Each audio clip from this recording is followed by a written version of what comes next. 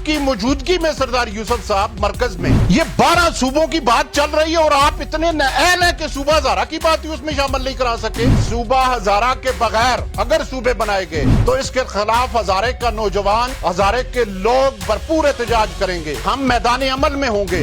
آئینی طریقہ یہ ہے کہ آپ صوبائی اسمبلی سے 2/3 اکثریت سے قرارداد پاس کر کے مرکز کو بھیج دیں. اگر پی ٹی آئی یہ چاہتی ہے کہ وہ صوبے سے مخلص ہے تو وہ صوبائی اسمبلی سے 2/3 اکثریت سے قرارداد پاس کر کے آگے بھیجے. سابقہ قراردادیں صرف ایک لولی پاپ تھا. وہ جس طرح بچہ اگر روٹی مانگ رہا ہو تو ہم اسے ٹافی دے دیتے ہیں، پتر یہ ٹافی کھا لو. ہم ٹافیاں کھانے والے اب نہیں رہے. رہی بات نام کی تو اس کا نام اب حسین ہزارہ رکھ لیں، ہزارہ حسین رکھ لیں، ہزارہ پختونخوا رکھ لیں، ہزارہ حسین کوہستان رکھ لیں. بھائی نام کوئی بھی آپ رکھ لیں اتفاق رائے سے، لیکن صوبے کی مخالفت جو ہے وہ کسی صورت میں نہیں ہونی چاہیے. یہاں پہ زبانوں کی بات نہیں ہے، اصل بات ہمارے حقوق کی ہے اور ہماری آنے والی نسلوں کی بقا کی ہے. شروع کرتا ہوں اللہ کے نام سے جو بڑا مہربان اور ہمیشہ رحم کرنے والا ہے، اور کروڑاں درود و سلام آقا علیہ الصلوۃ والسلام کی ذات مبارک پر کہ جن کو تمام جہانوں کے لیے رحمت للعالمین بنا کے بھیجا گیا ہے. ناظرین، آج کی گفتگو اس وقت جو ملکی سطح پہ نئے انتظامی یونٹ بنانے کی بات ہو رہی ہے اس کے اوپر ہوگی کہ 12 نئے صوبے انتظامی سطح پہ جو بنائے جا رہے ہیں. سب سے پہلے تو ہم اس کو ایک اچھا شگون سمجھتے ہیں، ایک اچھی بات ہے. ہمارا تو نظریہ یہ ہے کہ پاکستان کا ہر ڈویژن صوبہ ہونا چاہیے. 35 صوبے کم از کم پاکستان میں بننے چاہیے، کیونکہ جب تک اس وقت جو ملکی صورتحال ہے اس کے تحت اختیارات کو آپ انتظامی یونٹ کو منتقل نہیں کریں گے تو یہ مسائل مزید بڑھتے رہیں گے. کیونکہ پاکستان اب آبادی کے لحاظ سے 4 صوبوں کا مکمل نہیں ہو سکتا اور اس سے لوگوں کے جو انتظامی معاملات ہیں وہ حل نہیں ہو سکتے. اور اس موقع پر یہ بھی کہوں گا کہ یہ جو 12 صوبوں کی بات کی گئی ہے، ان 12 صوبوں میں میری یہ اس کے اندر یہ تجویز ہے اور یہ دنیا بھر میں بھی ایسا ہی ہے کہ سوائے ہندوستان کے باقی پوری دنیا میں آپ دیکھیں، خواہ وہ انتظامی یونٹ ہیں یا ان کو ریاستوں کا نام انہوں نے دیا ہوا ہے، اس کے اندر صوبائی اسمبلیوں کو کوئی وجود بھی نہیں ہے.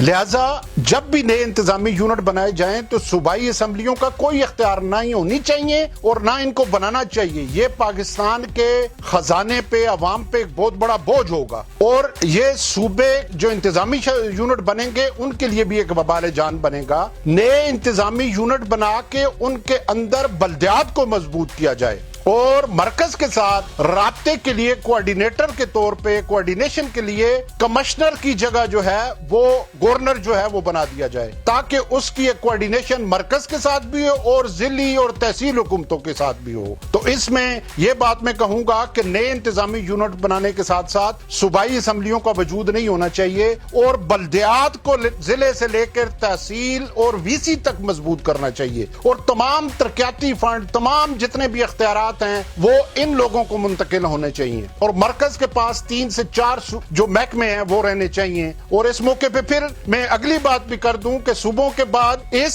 پارلیمانی سسٹم کو تبدیل کیا جائے تاکہ حلقوں کی سیاست ختم ہو. پورے پاکستان میں متناسب نمائندگی کے تحت انتخابات کرائے جائیں تاکہ پارٹیوں کو ووٹ بڑھیں اور وہ اپنے اندر سے اہل لوگ جو ہیں وہ اوپر لے کے جائیں. اور یہ حلقوں کی سیاست جو ہے، یہاں پہ الیکٹیبل موروثی سیاستدان، وڈیرے، جاگیردار، سرمایہ داروں نے جو قبضہ کیا ہوا ہے ان کا قبضہ ختم.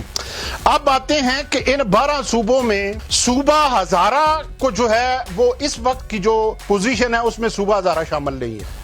ہم سمجھتے ہیں کہ یہ بہت بڑی زیادتی ہوگی کہ صوبوں کی تحریک میں پورے پاکستان کے اندر اگر کسی نے خون کی قربانی دی ہے، جانوں کی قربانی دی ہے تو وہ ہزارے وال نے دی ہے. ہمارے 7 نوجوان شہید ہوئے ہیں اور کئی اپاہج ہوئے ہیں، زخمی ہوئے ہیں. ہمارے شہداء میں مانسیرہ سے سید غلام حسین شاہ، ہریانہ سے زاہد خان جدون، نڑیاں سے وکاس تنولی، اسی طرح کحال سے یاسر عرفات اوان اور مجذوب فاروق دورانی اور اسی طرح ملک پورے سے جو ہے نثار احمد اوان اور حویلیاں سے سلطان خان جدون، یہ 7 ہمارے نوجوان شہید ہوئے ہیں اور اپاہج اور زخمی اس کے علاوہ ہیں، تو اس کے اندر ہزارہ کو شامل نہ کرنا یہ بہت بڑی زیادتی ہوگی۔ اور میں سمجھتا ہوں، میں اس موقع پہ ایک انتہائی اہم نقطہ اپنے ہزارے کے بھائیوں کو کہنا چاہتا ہوں کہ آپ دیکھیں کہ ان 12 صوبوں کے اندر بھی جب خیبر پختونخوا کی باری آ رہی ہے تو شمالی اور جنوبی خیبر پختونخوا ہے، اور اس میں ایک پتے کی بات یہ ہے کہ ان دونوں کے اندر بھی فاٹا کا نام نہیں ہے اور ہزارہ کے 8-9 اضلاع کا نام نہیں ہے۔ آپ اس پہ غور کیجئے گا کہ اس میں نہ ہزارہ کے 9 اضلاع کا نام ہے اور نہ فاٹا کا ہے۔ تو یہ میں اس موقع پہ ہمارے جو صوبہ ہزارہ تحریک جنہوں نے ہائی جیک کی ہوئی ہے، سردار محمد یوسف صاحب جو اس وقت صوبہ ہزارہ تحریک کے چیئرمین بنے تھے جب وہ مسلم لیگ کاف میں تھے، آج کل وہ نون لیگ میں چلے گئے ہیں اور انہوں نے تحریک ہائی جیک کر کے نون لیگ کی بھی ٹیم بنا دی ہے۔ ایسے نہیں ہوتا، اس وقت سب مکاتب فکر یہاں پہ جو تھے وہ شامل تھے۔ تو میری معلومات کے مطابق سردار یوسف صاحب آپ کہیں گیم کھیل رہے ہیں اور اس کی وضاحت آپ کو دینی چاہیے اور آپ دیں گے، اس لیے کہ مجھے جو معلومات ہیں اس کے تحت ہزارے کو وفاق کے زیر انتظام دیا جا رہا ہے، جو کہ ایک بہت بڑی زیادتی ہوگی۔ ہزارے کو بجائے ایک انتظامی یونٹ بنانے کے اگر وفاق کے زیر انتظام یہ جاتا ہے تو پھر تو ہمارے وسائل یا ہمارے معاملات حل نہیں ہو سکیں گے۔ وہ ہماری ہندکو زبان میں کہتے ہیں کہ نالے تلو ہٹے تھے پر نالے تلے چڑھ گئے۔ تو یہ مختلف چیزیں جو ہیں یہ مجھے نظر آ رہی ہیں کہ جس طرح اس دن آپ نے اے پی سی میں بات کی اس میں بھی گول مگول باتیں تھیں، کیپٹن صفدر صاحب نے بھی گول مگول کی ہیں۔ ایک بات انہوں نے کام کی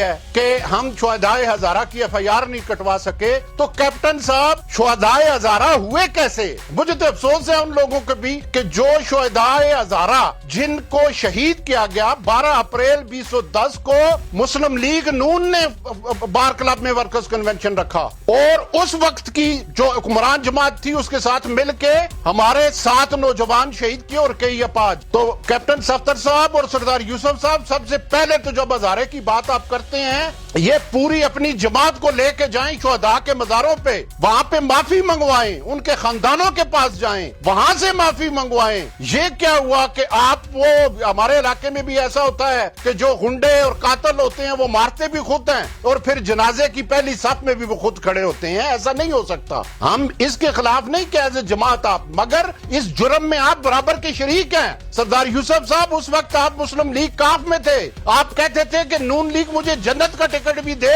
تو میں نہیں لوں گا، مگر اب جو کام آپ کر رہے ہیں ہمیشہ یہ اے پی سی جو ہوئی ہے اس میں جب بھی اے پی سی ہوئی ہے 15 سال سے کمیٹیاں ہی بن رہی ہیں۔ یہ اے پی سی اور کمیٹیاں بنا کے آپ اپنی پارٹی کے اندر بلیک میلنگ کر کے وزارتیں اور مشارتیں لے لیتے ہیں، کوئی وزیر بن جاتا ہے کوئی مشیر۔ کیا آپ کوئی نئے مشیر بننے کی چانس ہے کہ ہزاریوال اب ہزاریوال آپ کے جانسے میں نہیں آئے گا؟ اور یہ بات بھی میں کلیئر کروں کہ پارلیمنٹ کے اندر بیٹھی ہوئی جماعتیں وہ پارلیمنٹ کے اندر اپنا کردار ادا کریں، ان کو عام لوگوں کی اے پی سی بنانے کی یا مظاہرے کرنے کی کیا ضرورت ہے؟ ہاں اگر آپ اتنے مخلص ہیں تو سب استعفے دے کے آ جائیں اور حلف قرآن پہ آپ کے حلفوں پہ مجھے تو نہیں اعتبار مگر قوم کے سامنے اٹھائیں کہ آپ اس کاج سے مخلص ہیں۔ تو دوسری بات میں یہ کروں گا کہ یہ 239 سیکشن 4 کے تحت انتظامی یونٹ بنیں گے۔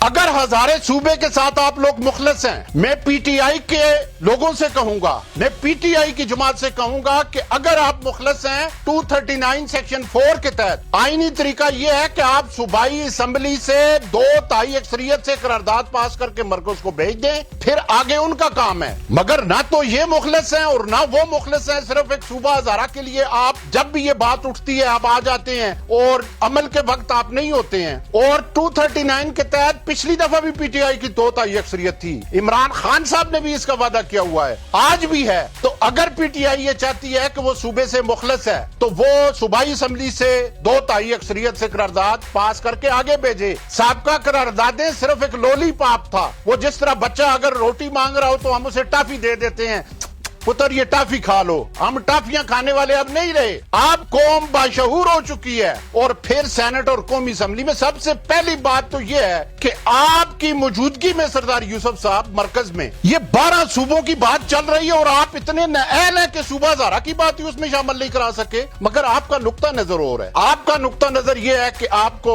वजारतें मिलती रहें और बाकी चीज मिलती रहे तो बस ठीक है। लिहाजा हम किसी भी सूरत में हम अवामी सतह पे एहतजाज करेंगे, पार्लियामेंट की जमातें पार्लियामेंट के अंदर अपना किरदार अदा करें, ये लॉलीपॉप हम कबूल नहीं करेंगे। अब एक बात मैं और यहां पे करूंगा कि सरदार यूसुफ साहब शुहदाए हजारा किधर गए, उनका खून का क्या बना? पीटीआई वालों उनके खून का क्या बना?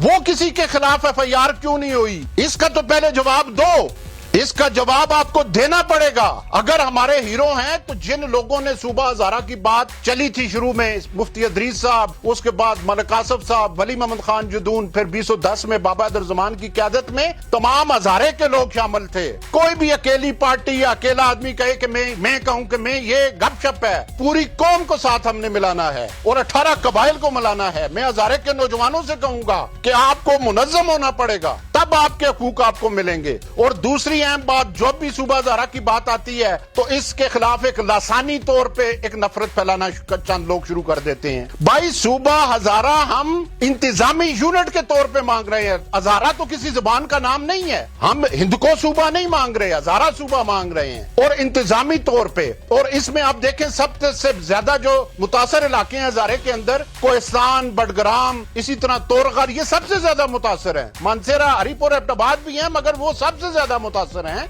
रही बात नाम की, तो इसका नाम अबसीन हजारा रख लें, हजारा अबसीन रख लें, हजारा पख्तूनख्वा रख लें, हजारा अबसीन कोहिस्तान रख लें। भाई नाम कोई भी आप रख लें इत्तेफाक राय से, लेकिन सूबे की मुखालफत जो है वो किसी सूरत में नहीं होनी चाहिए। यहाँ पे जबानों की बात नहीं है। उसी तरह हकूक से महरूम पश्तून भी है, उसी तरह नान पश्तून भी है, गोजरी वाले भी हैं, शीनी वाले भी हैं, कोहिस्तान वाले भी हैं। असल बात हमारे हकूक की है और हमारी आने वाली नस्लों की बका की है। इसलिए हम बतौर इंतजामी यूनिट जो है वो मांग रहे हैं। दुनिया में आप देखें, अब अफगानिस्तान जैसे मुल्क में 28 सूबे हैं, ईरान को देखें, तुर्की को देखें, चाइना, बाकी दुनिया को आप देखें। तो मेरा ये मुतालबा है कि सूबा हजारा के बगैर अगर सूबे बनाए गए और ये साजिश की गई कि हमें वफाक के जेर इंतजाम किया जाएगा, तो इसके खिलाफ हजारे का नौजवान, हजारे के लोग भरपूर एहतजाज करेंगे। और मैं अपने लोगों को इस बात की यकीनदानी कराते हैं कि हम मैदान अमल में होंगे। मगर अगर कोई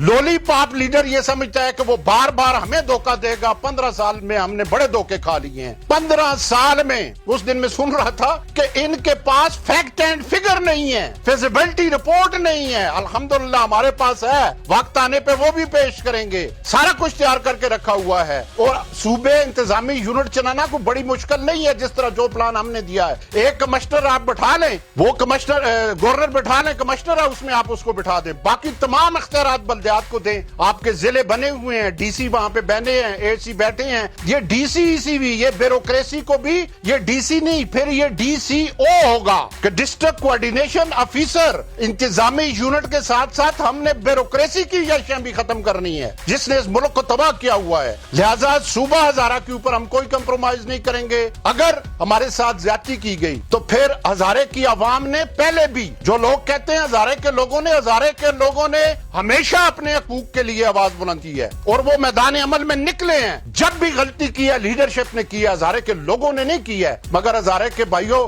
खुदा के लिए जिस तहरीक में खून शामिल हो जाए वो कभी नाकाम नहीं होती। अपने शुहदा के खून के लिए और अपने आने वाले मुस्तकबल के लिए आपने हर सूरत में अपने आप को तैयार रखना है। जब भी इंशाअल्लाह जरूरत पड़ी हम मैदान अमल में होंगे। और मैं उन कुव्वतों से भी ये कहूंगा कि सूबा हजारा के बगैर, अगर सूबा हजारा इसमें शामिल न किया गया तो फिर हजारेवाल कौम अपने हकूक खुद लेगी। हमें हर सूरत में सूबा हजारा इंतजामी यूनिट पे तौर पे चाहिए। और मुल्क के अंदर जितने बाकी, मैं कहता हूं ज्यादा सूबे आप बनाएं और बल्दियात को इख्तियारात दें ताकि मुल्क जो है वो आगे तरक्की कर सके। बहुत बहुत शुक्रिया। अस्सलाम वालेकुम।